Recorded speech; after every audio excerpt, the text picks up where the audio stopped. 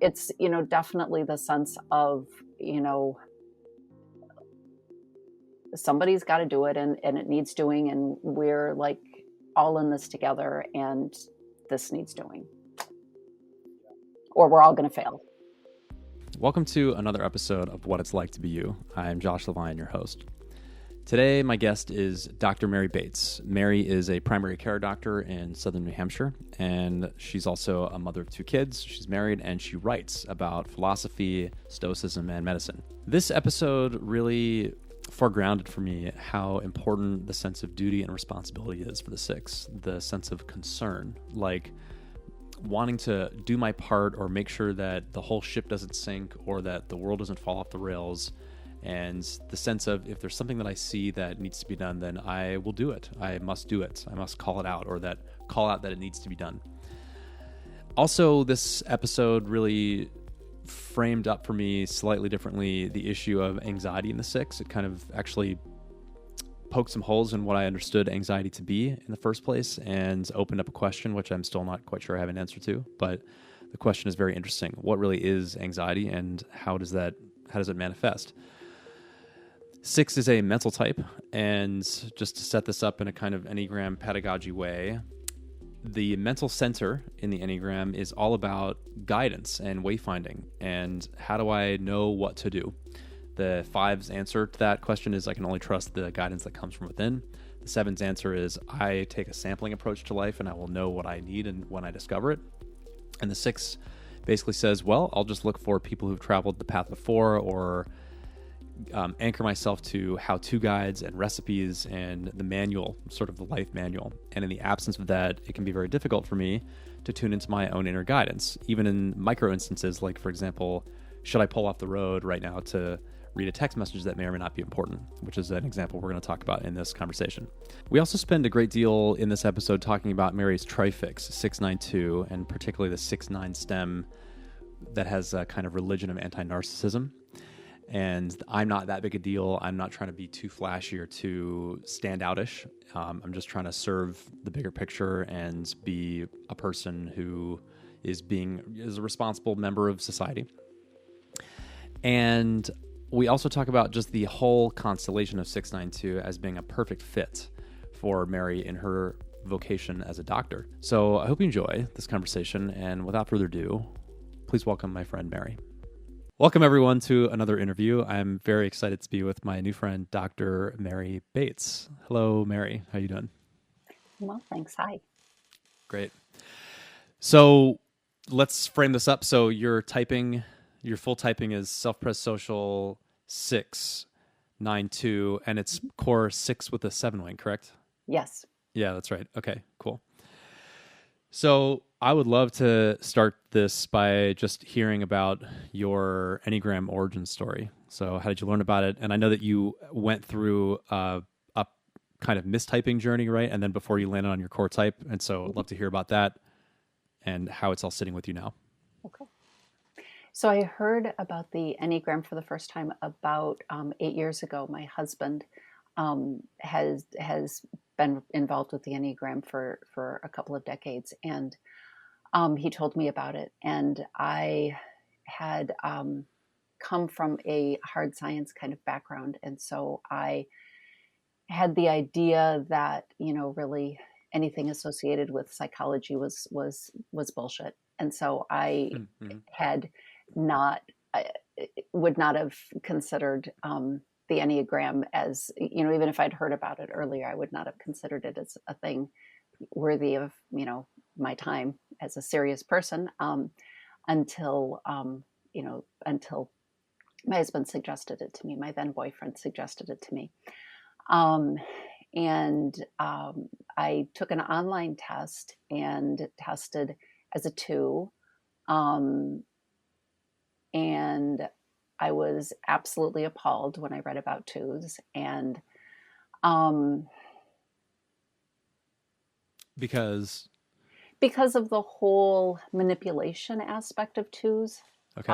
I didn't see that was a thing that I could do. I at all. It was completely outside of my image of what I might do. And it sounded pretty repulsive. And then then I tested, or then I think I took another. I learned more about it, and I think I retested, or maybe thought about it some more, and um, tested as a 9, and Mm-hmm. thought I was a 9 for a while, and then I actually went back. So this was probably maybe 6 months of each of these, and then I went back to thinking, no, I probably really am a 2. Um, and I spent a lot of time there thinking I was a 2, and really finally actually doing some of the work. Like at first, when you learn about Enneagram, it's kind of like a shiny new toy. And then, and I think I was sort of viewing it as like a shiny new toy for the first maybe year. And then after a while, I went back and I was like, oh, there's actually like some work I could do here. And I spent a lot of time working on 2 issues. And I actually I became aware of the ways in which I am manipulative. Mm-hmm. And they're subtle. They're not, you know, it's not huge, but they're definitely there. Um, and I was able to definitely, dig those out of the subterranean part of my psyche and kind of put them on the top and make them into something I was aware of. And I Mm-hmm. think, or maybe I just am fooling myself, but I'm definitely, I think when I'm manipulating people, like maybe, or attempting to be manipulative, I think I'm aware of it like maybe 80% of the time. So that's pretty good. That was huge. Yeah. And then I spent a lot of time thinking I was a 9, like probably another, we're probably on to, oh, maybe 5 years of thinking I was a 9, 4.5, well, whatever, somewhere around there, some fairly Yeah. substantial chunk of time.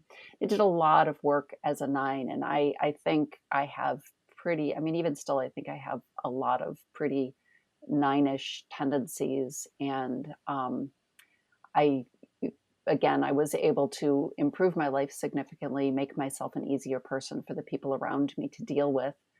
Um, and then I started thinking, and now we're on to roughly a year and a half ago, I started thinking, really, is this really right? Like I kind of felt like, okay, I've done a lot of work and this has been great, but really, am I like, is this it? Am I like not like done, but like there's like it didn't feel like I was going any further. And Mm-hmm. um a couple of my friends had had sort of undergone typing journeys themselves around this time, um, where they were which made a big difference for them. Um, and and I was like, oh, I wonder if I need a typing journey. And so um, and about this time, I also heard about the Enneagrammer Universe Facebook group, Yep. and thought, oh, this is pretty interesting. This is, I wonder what these guys would think of me. And I typed myself, or I didn't type myself. I made my typing video fairly soon after I joined the group, and I posted it. And the feedback I got was, I think it's roughly half and half, 6 and 9. And it was funny because I had not even considered 6, because um, I thought my tri type was, before that, I thought my tri type was probably 925.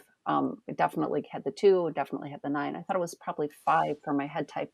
Mm-hmm. And Nicholas was talking about this as well in his Your Type 2 interview that you did just before me. Right. Was talking about this as well, that really he thought like 2 was the prototypical human. And for me, it's like, well, when I read the descriptions of 6, it's like, well, yeah, everyone is a 6, of course. And 6 is just like a blank human being, and other things are painted on top of it. And uh, so, which, in retrospect, that is sort of saying, you're a 6, dear. Um, but, but in my defense, I do want to point out that I think probably about 3/4 of the world's population is six fixed, one either, in their tri-type at least, and Sure. probably 50% of the world's or of my local population is six fixed. So in my defense, I was looking at a lot of sixes. Sure. Fair. Okay. So, um, so I Actually, just real quick, that moment right there was, first of all, great, and also six-ish in a sense that. Do you know what I'm pointing at? yes. Do you want to articulate? Can you articulate it yourself? Do you want to go there? No, I'd love to hear what you say. Well, I just the in my defense thing, Yeah. like rolling out the ways that, well, I really did try to consider all the possibilities, and this is and this is my head, and so that whole thing of like laying out the evidence, laying out my thought process, trying to like get on the same page with you, and the, in quotations, in my defense posture Right. of the six, in a sense. Yeah. Yeah. Yeah. Yeah. Yeah. Yeah. I think it's interesting also. There's some component, I think, of sixes, like feeling like we're everyman. And in fact, we Uh-huh. are. Yeah. Yeah. Well, I guess I just got more clarity on the point I was making. It's like not wanting to be exposed for having not thought of something. Right. Yeah. Yes. Yes. Yeah. I've got all the angles covered, and Right. yeah. And this was a perfectly reasonable thing for someone to think under the Absolutely. circumstances. It certainly was. Yeah. Yes. Yes. And that's definitely, yeah. Yeah. We'll be saying that over and over again today. Yeah.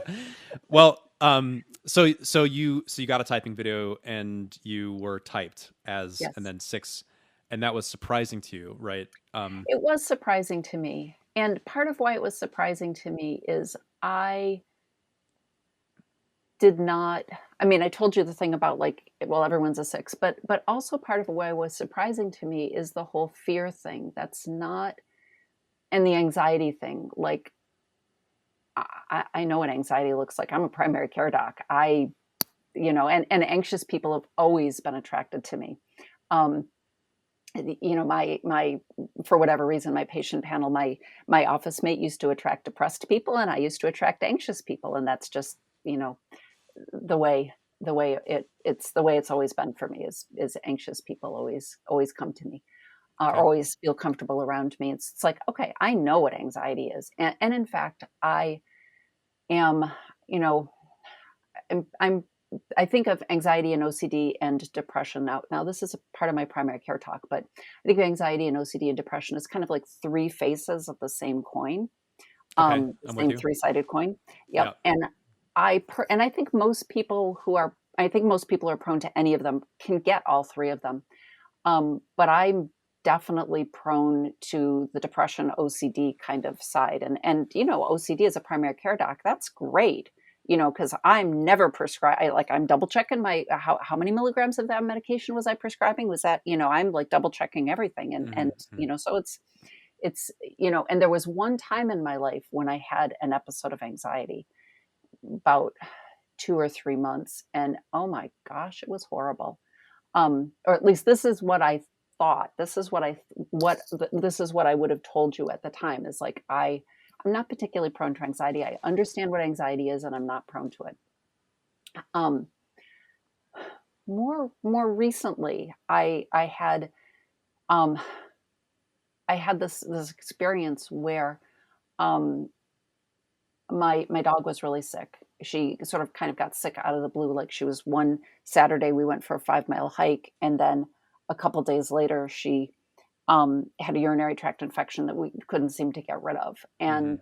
and then it turned out the urinary tract infection was a bladder tumor, and um, but during this course, I thought that I had injured the dog, um, and I felt so horrible, and like so I felt so horrible, and I was really having a hard time thinking about other things. And, I felt it physically, and I was like, oh my gosh, this is how I used to feel all the time 20 years ago. And over the years, I've done a bunch of work. I've gotten some people out of my life. I've, cleaned up my act, so to speak. Mm-hmm. And the feeling kind of went away gradually. Mm-hmm. But when it came back, when I thought I had, done this terrible thing to my dog, turned out I didn't. Spoiler alert, thank heavens. But when I thought I had done this horrible thing, I had all this anxiety, and I realized, oh, I actually was probably anxious for the first 45 years of my life, and I just didn't notice it because, Wow. yeah, Yeah. yeah, or maybe not the first 45 years, but for a big chunk of my life that I just was completely unaware of. And I had like these, I had these little routines. I had my sort of OCD tendency kind of routines that soothed Mm-hmm. me, and I'm great at self-soothing. I had I had this upbringing where essentially been without parents since I was 7. So I'm great at self-soothing. I can be anxious, and I can figure out how to get myself through it. But um, yeah, so I discovered, much to my surprise, that I actually had been anxious for a long time. This is just fascinating to me. And there's a lot about what you're saying that could be a lot of threads that could be pulled. I just want to tie one thing real quick. Just, and we might get into this a little bit later, but the idea of you being a doctor and being a primary or core type 6, self-pres social, and also 692, there's just seems to be like a perfect match of that feels doctorish, to me. Yes, yes, And you've got the 6, like thinking of all the things, the double whammy of being a self-pres 6, 9 harmoniousness, wanting everyone to be cool, okay, 2 leaning in, taking care. That's hmm just a very doctorish healing kind of right, trifix. And so right, yes, um, absolutely. yeah. Yeah, especially, the self-pres 6 um, is really interested in life cycles and Mm-hmm. trajectories of things, and Sure. that's my kind of what I do in primary care. I'm also board certified in hospice and palliative medicine. So Mm-hmm. what I kind of specialize in is the over 65 set, Mm-hmm. and a lot of what we're doing is, what's our trajectory here? What are the next 30 years going to look like? Oh, now that we've got this new thing, how are we going to adjust our view of what we think the future is going to look like? Right. And the one other thing about the 6 there is I would expect, I imagine that gives you a certain kind of boost as a diagnostician. The wondering, like really figuring out what's really going on here, that Yeah. peering under the surface, looking under the hood, considering all the possibilities. Well, what about this? What about that? Yes, Um, absolutely. Absolutely. Yep. yeah, And sometimes it's boost in a positive way, and sometimes it's like, would you just leave it alone, damn it? hmm, Like sometimes I yeah, just cannot, like, I'm like, well, but we could do this, we could do this, we could do this. And it's like, no, sure. no, no, stop. you know? And that is a really that's a good segue into this whole anxiety conversation too, because the notion of, have I covered everything? Have I thought of everything? The angst that arises out of that. Right. Um, that's when we talk about anxiety in the 6. I mean, part of this whole thing that you kind of woke up later in life to the realization that you've been anxious this whole time is fascinating to me, because for so many 6s, anxiety is so foregrounded. It's just an obvious aspect of my existence. Right. And for you, kind of realizing it, um, well, I wonder if there's just a reframing of the word anxiety, or a redefinition of what it means in terms of this kind of second guessing angsty space, or It how'd you could put it? be. I guess it could be. I mean, I don't see it as a second guessing angsty space. To me, that Okay. feels different. To me, that is like looking behind the curtain, like what's really going on here? That's Uh-huh. like curiosity and interesting and pleasurable. Like what's, and when you figure out what's going on, like with a patient, when I'm the only person in the entire universe who knows why this person is short of breath, Uh-huh. that's really cool. That's really cool. Yeah, yeah. Um, and um, so I don't see that aspect of it as angsty. Um, Sometimes I haven't found the right word for me for six. Like anxiety doesn't exactly feel right. Fear doesn't exactly feel right. Although I'm coming to see it. I am coming to see it as I sit with six for a year now. Um, Sometimes it feels like restlessness. Like sometimes I definitely do feel sort of restlessness. Like, um, and I've when I watch myself, sometimes I find like I'll be doing something and then like I'm done doing this. I can't really even articulate why it is that, like, what happened, why was this moment things were fine, and this moment I'm done. But not like done like, oh, this is terrible and must be stopped, but done like, okay, this activity is over and now we're on to our next activity. And there's almost like a internal kind of clock inside that Interesting. that I don't have any handle on.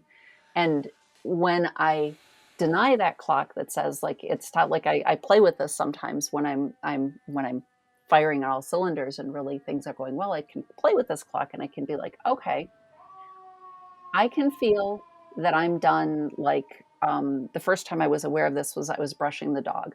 I can feel that I'm done brushing the dog. I have no idea why this is, and the dog is fine, and there's no reason that I need to be done brushing the dog now. So let's just continue brushing the dog and see what happens. you know I can feel myself getting anxious, like we're done. Like it's almost like the inner committee, like okay, we're done brushing the dog, it's time to be done brushing the dog.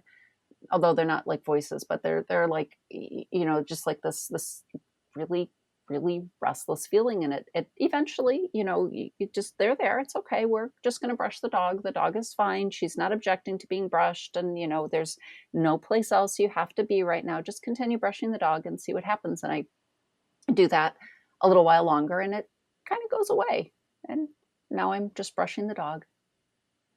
Whoops. This is okay. There's a few things happening in my head right now.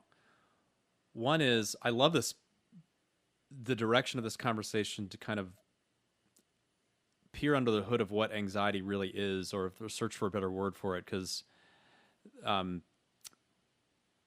agree. It does feel sort of unpinned downable. That is maybe a facet of it, is the difficulty of even explaining it in a sense.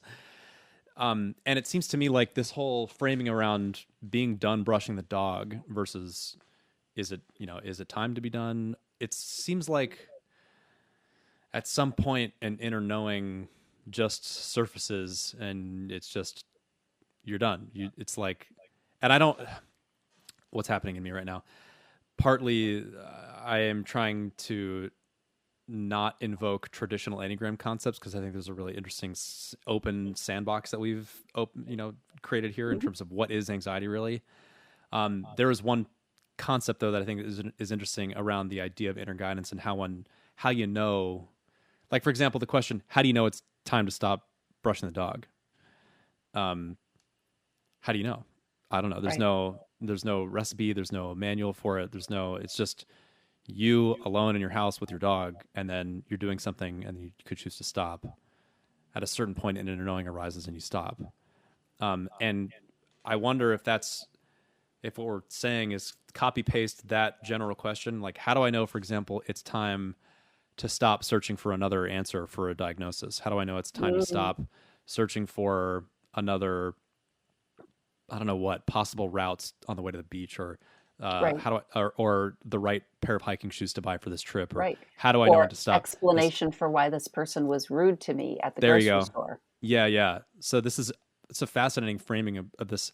How do you know when enough is enough in terms of your own Yeah. analysis or something like that? Yeah, that's really interesting. That is really interesting. Hmm. I want to invoke one other thing. I'm cheating here, but I remember you wrote in the Facebook group not too long ago about this thing that happened to you. I think this was you.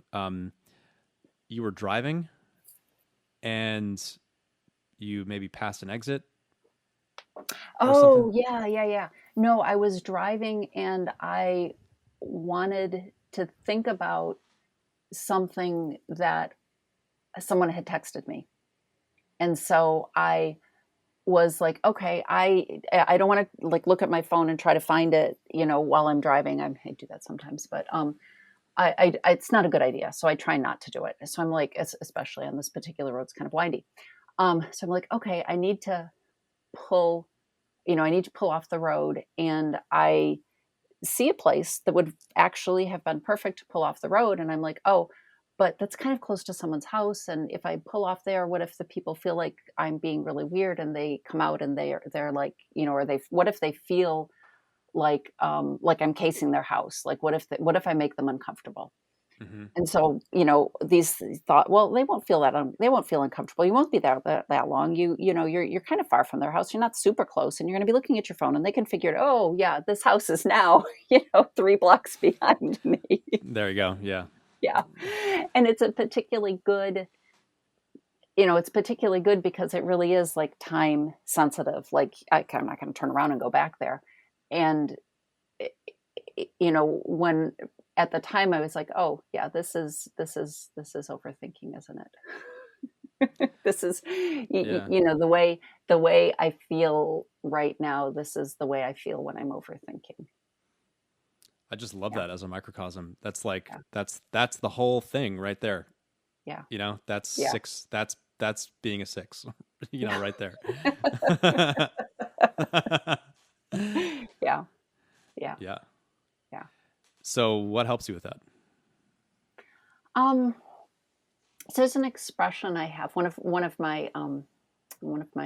think I can't remember if I said this on the camera or not, but healthcare is filled with sixes, Mm-hmm. and especially 6 1s, 6 9s too, but especially 6 1s. And um, so I've got a whole tool case of things that I use. I sometimes have students as well, so I have these things that I use with students. And one of the things that one of my students, who's definitely a 6, found really useful is I told her, well, you just have to take yourself by the hand and do it, even though it's scary. And Mm. I think there's really, I think that's good. And I think that really does speak to 6s. And that's sometimes I really do have the sense of like, um, you know, I, or thinking about it like from like internal family systems or something like, my big sister has to take me by the hand and hold my hand while I do the scary thing. And so sometimes that's just what I have to do, is I just have to do the scary thing. Um, with whatever kind of internal help I can muster. Um, Sometimes I really can think myself out of it. Um, I think instead of, going like, oh, well, it's too close to their house. Sometimes I really can go, it's not that close to their house. It's going to be okay. And I can like, sometimes I really can talk myself out of it. Prepping for these things ahead of time, like now that I've had this experience of driving by a place that I could have pulled off and I didn't get to read the thing that I wanted to read. Um, Now that I've had that experience, I can think about, okay, the next time I want to drive off the road to read a text, make a phone call, whatever, I am going to err on the side of just pulling off and see how that goes. Huh. Maybe I'll err too far this way and then I'll need to swing it back this way, but that's okay. Mm-hmm. And so that's also really helpful. And it's really, when I was in my 20s, I did this exercise with myself, where I was just like, it was very difficult for me to do anything because I was afraid of making mistakes. Like, just, well, whatever. Did I mention that my 9 and my 2 both have one wings? Um, Oh, okay. Yep. yes. So I was just like, I really did not want to be wrong in any way, shape, or form. And um, so when I was in my 20s, I did this exercise with myself where I decided, okay, every day I'm going to make a deliberate mistake and I'm going to see how that goes. I'm going to see what happens. And Whoa. Okay. yeah, and they would be like little mistakes. Like I would order an iced tea, and I'm going to fess up to it and ask for forgiveness or say that I've made a mistake and I need to fix it and see how that goes. Like I would ask for, I'd make my order and I'd be like, oh, actually, I made a mistake. I don't want a small iced tea. I want a large iced tea, and I'm sorry, I made a mistake, and it took me a while, but it, now I actually view the fact that I'm willing to admit when I've made a mistake. I view that as on the plus side of the ledger of the way I deal with the world. I'm actually really very comfortable with making mistakes now. Hmm. Which is, like to that point of like, oh, well, I'm gonna try and see what happens if I err on the side of stopping, and let's just see how that goes. If I err on the side of getting too close to people's houses for a little while, well, if somebody comes out with, a shotgun, I'll be like, okay, I'm going to err this way now, Uh-huh. So, but that's, yeah. This is interesting from the point of view of just what is a practice. What do we mean by a practice? And I think that it's, there are the traditional cookie cutter practices that have been around for thousands of years, like meditation, for example, Right. which is great. Meditation's amazing. Mm-hmm. But this is a really interesting customized practice for your own specific nervous system. Yeah. I just love it as an idea, like pull off the road, Yeah. or like make a deliberate mistake. Yeah. Thank you. Yeah, that's Yeah. cool. That's cool. Yeah. Okay, I would love to switch gears again and talk about reactivity. Mm-hmm. And I know that this is another part of you just rediscovering yourself through the lens of sixness and kind of looking back on your life and realizing that you actually have been more reactive than you thought you were, or something like that. Can you just talk about that and what that's been like for you? Yes. So the when you did your interview with Emeka, the Yeah. type 8, and he said, I'm a reactive type, so I'm provocative. I was like, oh, I'm a reactive type too. Am I provocative? I was like, I'm provocative. Little old me is provocative. Um, and so I spent some time thinking about that, and I was like, well, I'm not provocative. I'm like, if something needs to be said, I'll say it. Like that's like, but that's not provocative, is it? Um, and so I think um, that was an interesting thing for me to think about, is that no, actually, I am kind of provocative at times, although I wouldn't use that word for it. And then I started thinking more about it, and I had a couple of realizations. One of which was that I thought about my professional career and about um, you know like 20 years ago, my first professional doctor job. The I realized that my bosses kind of thought of me as a troublemaker, and I was like, oh, well, yeah, I guess that would be sort of something that a reactive person would do. Because I was always like, no, I can't, we can't see more people. No, we can't, we can't do this. We can't do that. Like, um, I don't know, like various, we can't accept that kind of error rate in, our electronic medical record or whatever. And so I guess that, yeah, that is sort of reactive. And I was thinking about it more recently still, and I really trying to look at myself and watch myself being reactive, or watch myself, watch what happens when I get told no. Um, so embarrassing when I get told I can't have what I want, Mm-hmm. or I have to have something I don't like. And I realized that I have always had the feeling of like, this is bullshit. But I was better. I've been like very good at like the impulse control thing. Like I'm not gonna express this, um, and that more recently when I've been more, I don't know, maybe it's because I've, given myself permission. Since I'm a 6, I can be reactive, or maybe it's because I'm older, or maybe it's because I'm more mature, or because I've done some inner work. I can feel a little bit more like I mean, and some of it is like I can take up space with my reaction. I can take up space with my opinion when someone says something that I think, that I think is stupid or dangerous, or, I can actually say that. Right.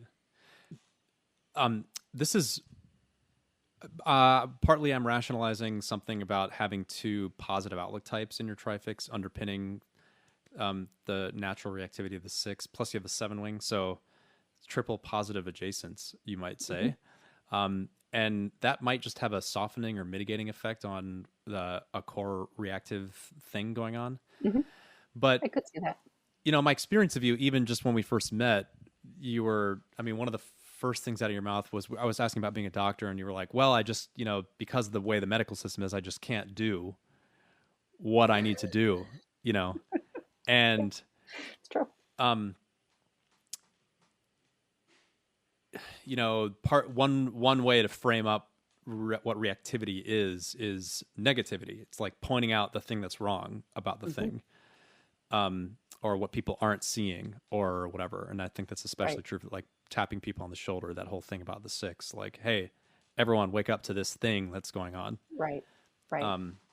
Yeah. So that's one piece of it. And that's just something I noticed about you right off the bat.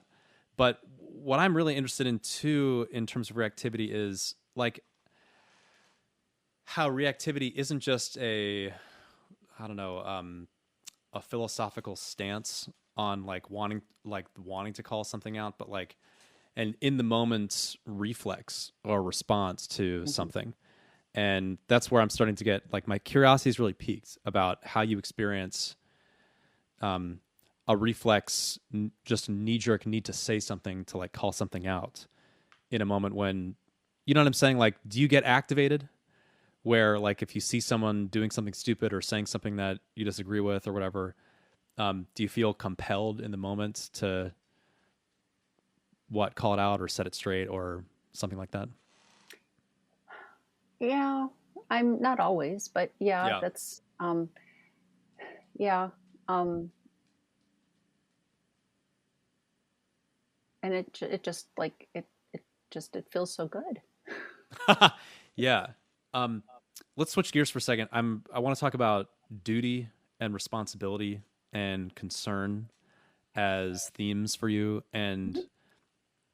I'm pulling specifically from just so for people who aren't familiar with Enneagrammer universe watching, you submitted a typing video to the Enneagrammer team, and then David Gray did a video commentary on your video.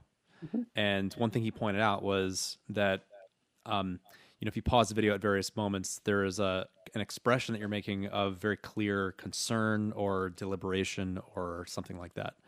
And um, so I'd love for you to just talk about what it's like to, I mean, do you experience the sense of duty and responsibility and concern as a Yes. baseline? Yeah. Yeah. So Yes. where, uh-huh. Yes. Okay. um yeah, I definitely experience, I see responsibility, like I experience, oh my gosh, responsibility, like I'm responsible for the whole damn world, you know. uh, um it just very, I mean, I know I'm responsible for things I'm not responsible for.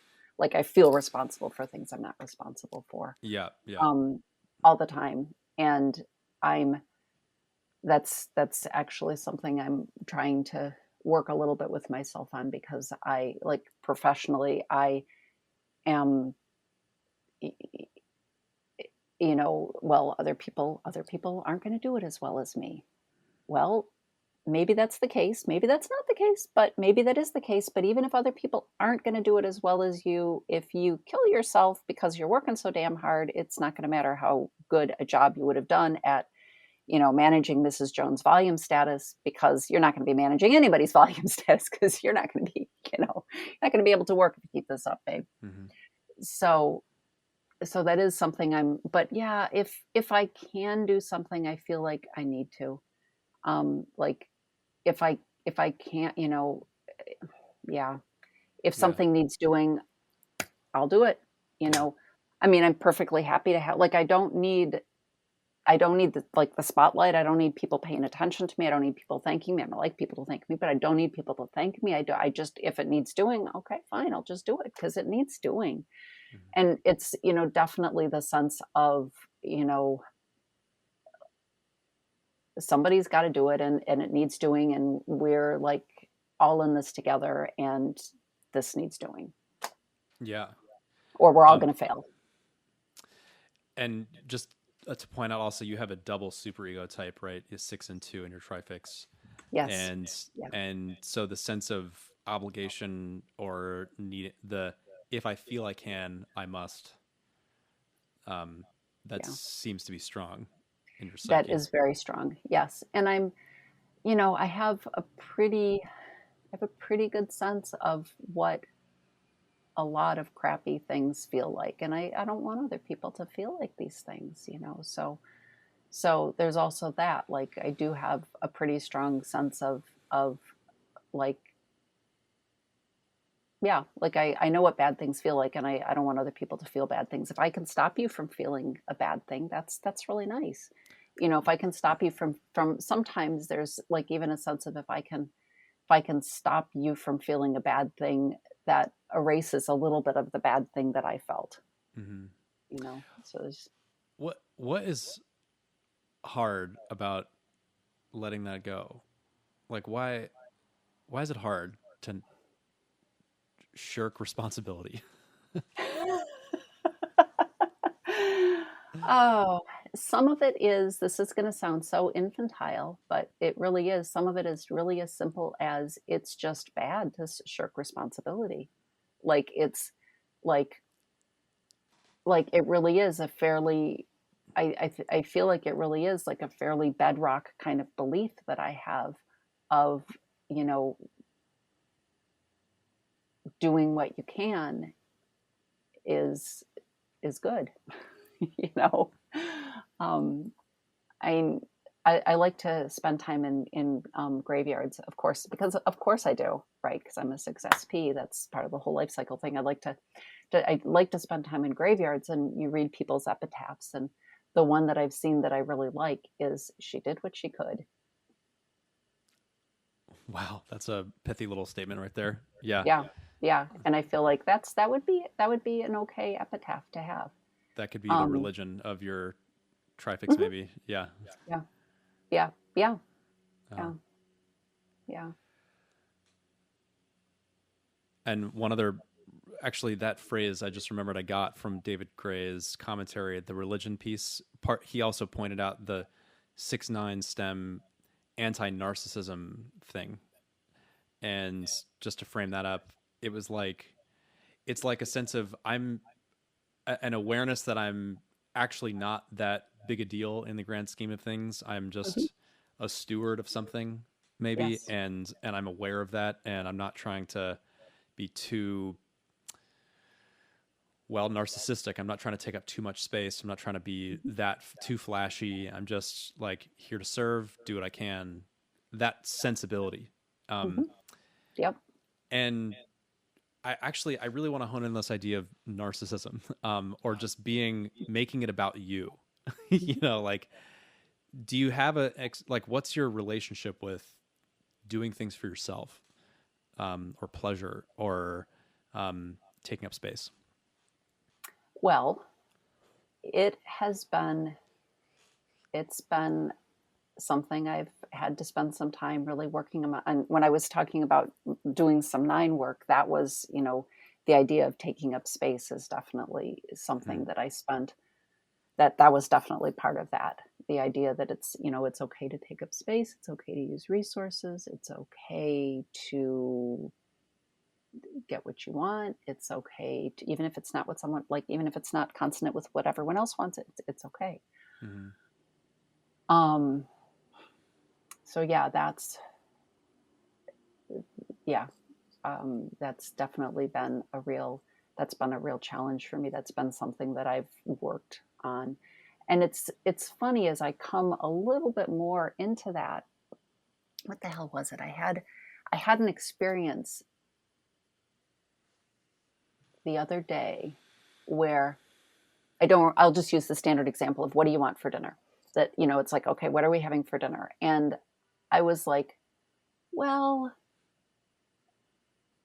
I didn't exactly say whatever you want for dinner, whatever you want, but it was something along that lines. And I realized that, like, that's actually really an annoying response. Like, I hadn't, like, people have told me this before, but I never really kind of understood. But that's actually a really annoying response, because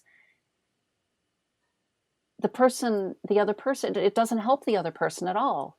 Like, and maybe they actually want to provide, maybe they're feeling like they want to do something nice for you because maybe they have some bad news they're going to tell you. So they really want to get dinner from a place that you really like. Well, they can't do that because you're just not going to tell them. Yeah. Um, or maybe they like actually want to have a relationship with me, and not like with some sort of miasma.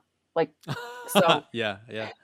yeah, so like that's actually not a helpful answer. And it was like the light bulb went off finally, and it's like, oh, I get that. Like sometimes I've told the story before, but I don't think I've told it to you. Um, when my husband and I first got together, I was like, oh, I was very, like, he would be like, do you want lasagna for dinner? And I'd say, sure. And it took him, because he's a pretty smart guy. It took him like not very long to figure out that when I said sure, that meant yes, no, I don't care, hell no, that's the best idea ever. Like it meant all of those things. Mm-hmm. It was just like a totally non-committal answer that could then be worked, morphed into whatever answer was going to work for what he wanted. So And yeah. yeah, and he One. actually stopped Yeah. accepting that as an answer fairly early on in our relationship. Uh huh. And that was a really, really helpful thing for him to do. Yeah. So what strikes me about that way of learning about yourself is that it is sort of justifying your own or giving yourself permission to begin expressing yourself through the lens of the impact on other people. Oh yeah, absolutely. It's a fascinating kind of roundabout justification. It's not like I'm allowed to just because I'm allowed to. It's like, Yeah. well, I ought to express myself because that makes the impact that I have on other people more palatable or Right. That less will make me less easier to live burdensome. with. Yes. Yep. Yeah. Yep. Yeah. Yeah. Yeah. Yeah, absolutely. Yeah, you Right. found me out. So, well, um, so I mean, it really, I want to just like, okay, I'm just gonna. This is a question that's gonna burrow in there, I think. But like, what is it like to consider that you're just allowed to because you're allowed to? Um,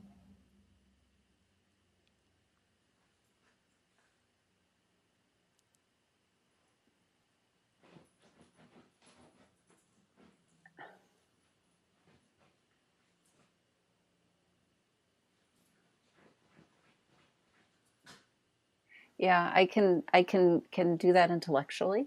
Yeah. Um, Uh, um, but um, that's an example of an area that I feel like is pretty active right now for me in terms of my emotional growth. Yeah. Okay. So it's like kind of a hotspot or a Yeah. sensitive point. Yeah. Yeah. Yeah. Yeah. And I might be able to come up with something, but Hmm. um, and then I think to that's related to the instincts more. Where or as a sexual blind, like I am really largely clueless about what the hell I want. What the Sure. hell I like, Oh, what the that's hell. interesting. Yeah. Yeah, yeah. So to some extent, like, I mean, sometimes I have ideas about what it might be. Ideas, Hmm. of course, about what it might be, but I'm not like it's not that often that I really know. Right. And I'm that's actually something that I'm actively working on, is trying to find the little teeny shreds, the little teeny threads of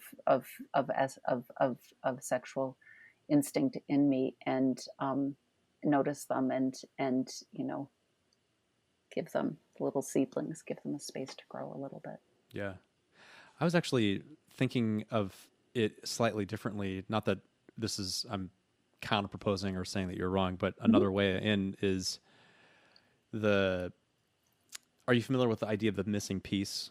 Mm-hmm. Yeah. So the whole three being the missing piece for six. And I love this missing piece idea because, I mean, as I understand it, the concept is that if you were to truly integrate the experiential knowing of the missing piece, it would dissolve your ego structure altogether. It's like the final, you know, I don't know, foundational thing that you just knock away, and then you dissolve into whatever essence. But for the six, the missing piece being three, it's like I am the radiance and the glory. It's me. It's like and I'm not, it's not just that I'm allowed, but it's a gift and a celebration for the world for me to shine.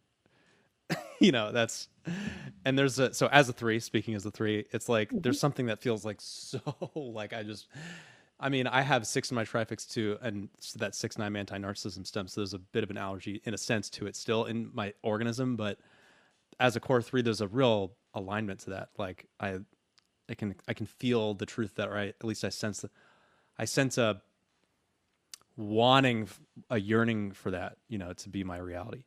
And my experience of you, or the way that you're framing this, like the fact that it's such a hotspot for you, and so sensitive territory, is that it's like um, uh, the opposite of a yearning or whatever that would be. It's like just Right.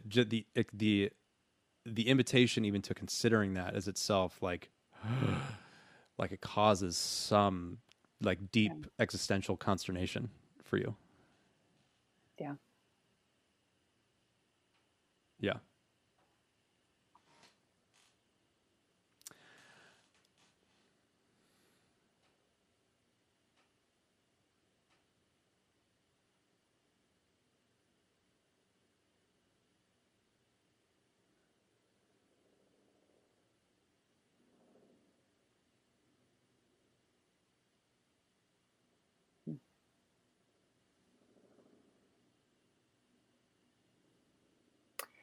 Yeah, and it's interesting to think about. I'm thinking about, and maybe this is not an example of that, but I'm thinking about well,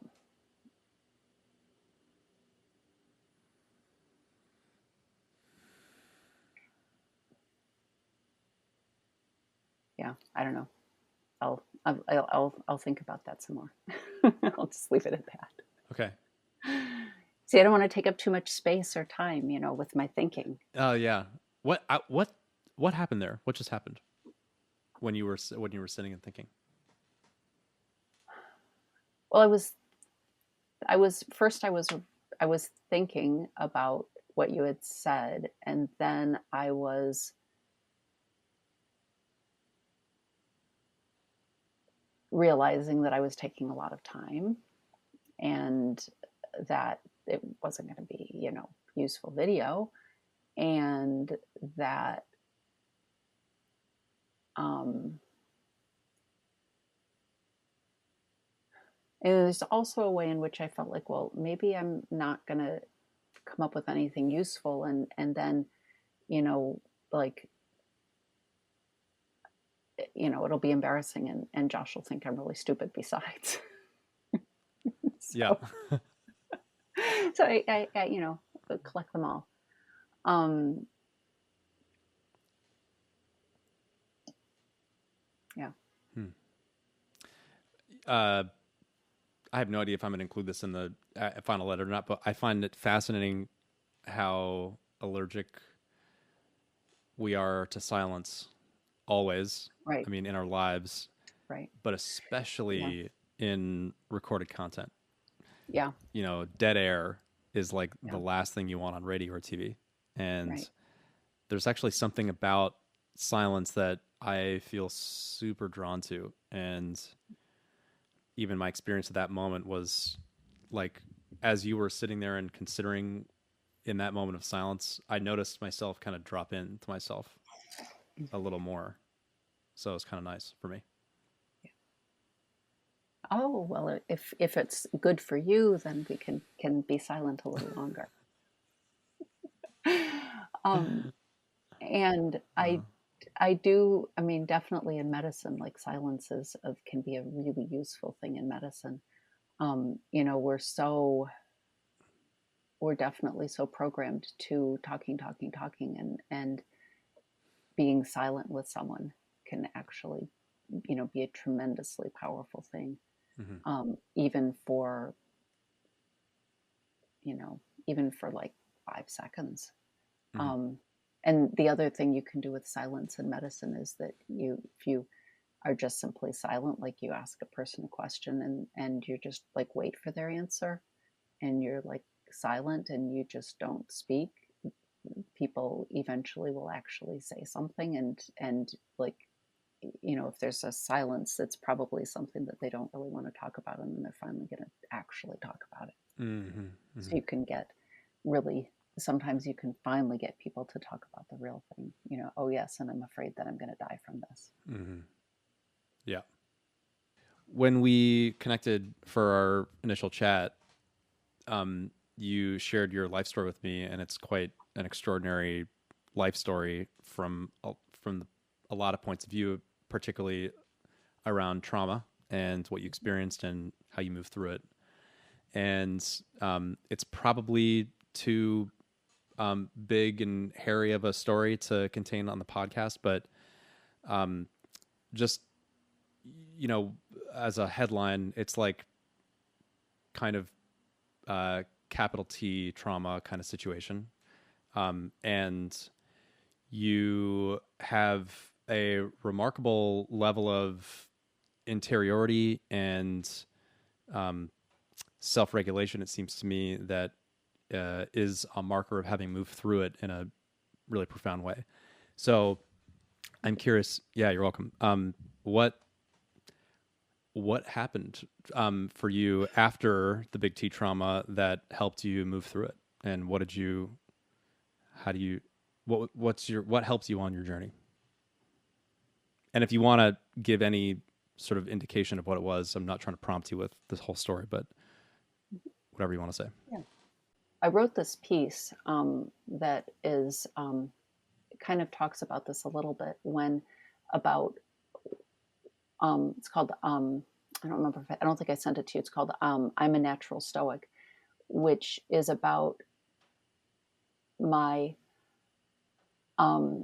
sitting in the car with my foster mother when I was I don't know, 8 years old or so, and she said to me, like, oh, we were listening to on a program on the radio about people who had been in Soviet prison camps, Mm-hmm. and and she was saying, like, so, if you were in a Soviet prison camp, or what's the one thing that no one can take away from you? Like, if you're in a Soviet prison camp, they can take away everything from you: your freedom, your food, your water, your everything. But what's the one thing they can't take away from you? And the answer that she was hoping for, the answer for her was for Loretta, was your memories, your happy memories was the answer for her. Okay. And I thought about that, and then I thought about that, and it didn't feel like quite the right answer for me. Okay. And I, I thought about it more and realized that for me, I mean, and certainly that's something that can't be taken away from you, of course, but like I tried to imagine, like if I'm in a Soviet prison camp, like thinking about, some happy memory was really not, and honestly, I didn't have very many happy memories at that point in my life anyway. So thinking about happy memory is not really something that's going to sustain me like that didn't feel like enough. And then I thought about it and I realized for me what it was thinking about the fact that no matter how I was treated, I could still maintain my core of humanity. Mm-hmm.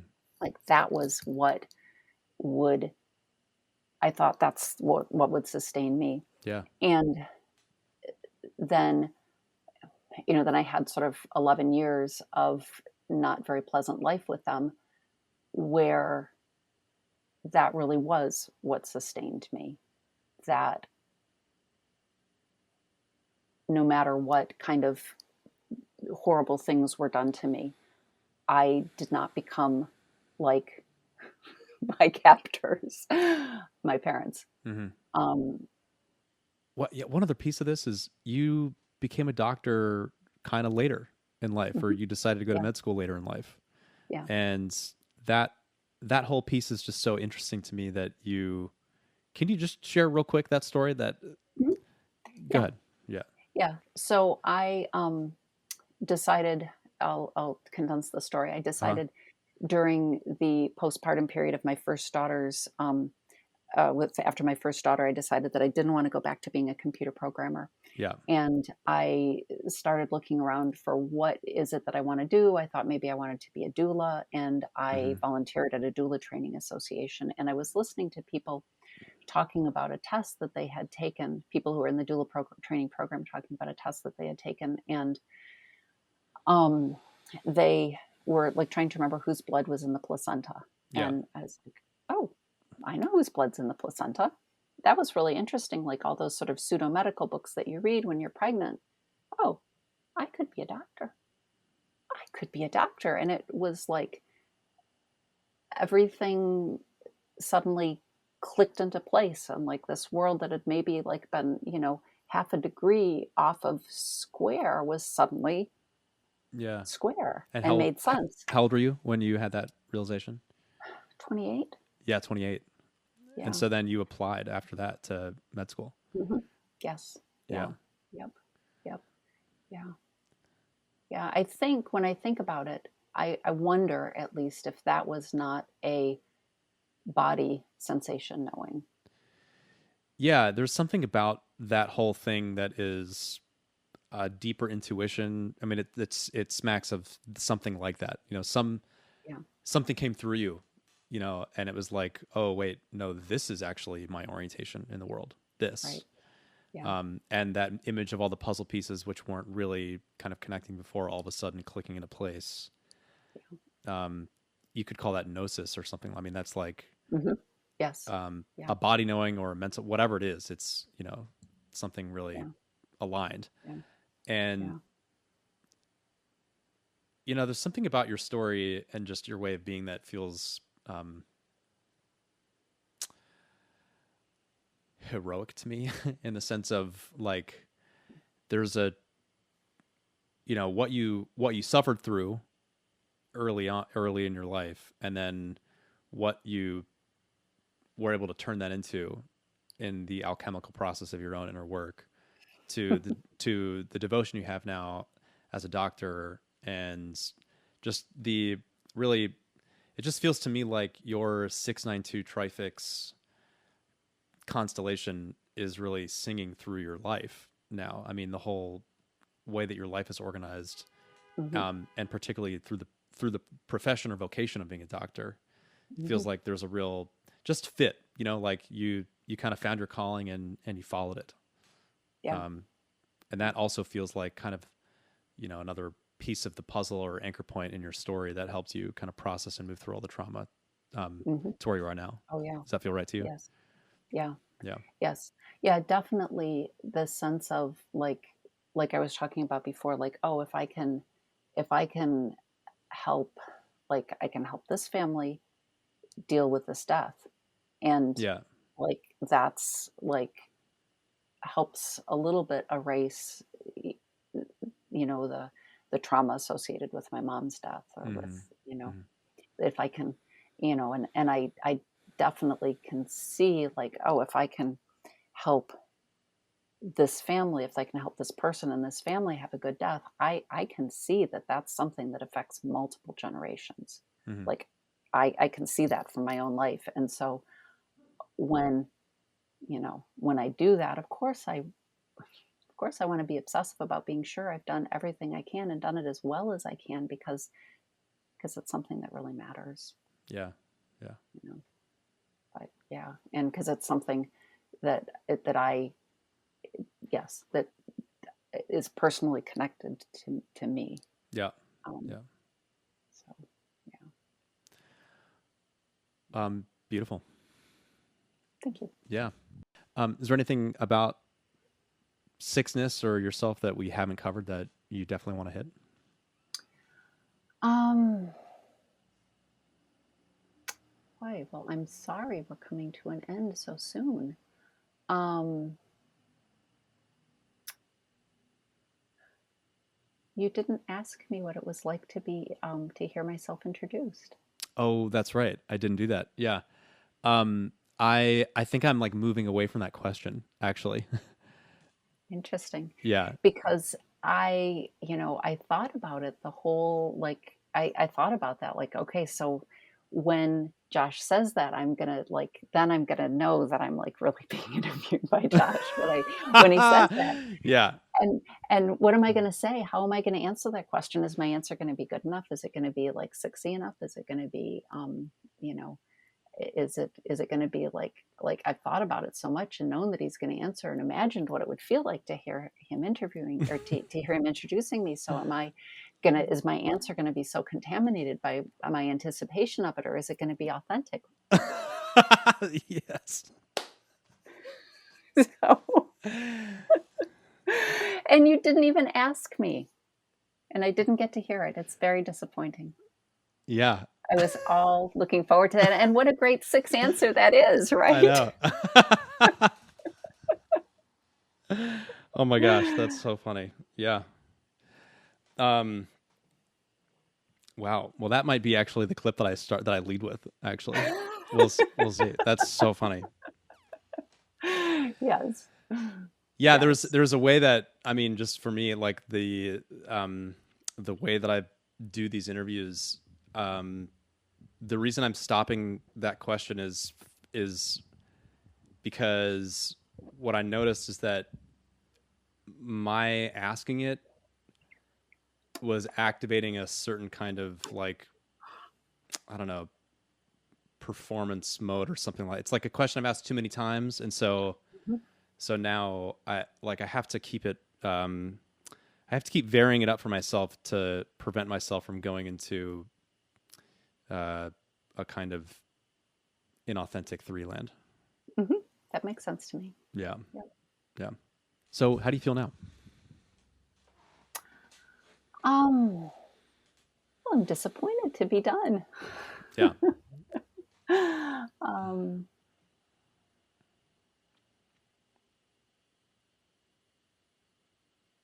I I actually feel a little bit nervous. Like, oh, did I like? I feel like, oh, I maybe I missed something. Maybe but we didn't talk about attachment. What did I, maybe there's something else I didn't think about that we should have talked about that we didn't talk about, Mm-hmm. and what more could I have said, and what could I say now that would, reverse people's impression that I'm an idiot. It's too late. Yep, it's all done. It's too late. It's So, done. so I actually feel nervous now when I didn't really so much at the beginning. It's funny. That is fascinating. Yeah. Yeah. Well, thank you for doing this. You're Yeah, I really welcome. appreciate it. Thank you. And yeah, it's great talking to you, and I appreciate your willingness to reflect in real time about yourself. Yeah. Um, Yeah. yeah, Thank and you. yeah, no, thank you. So That was fun. Okay. Okay.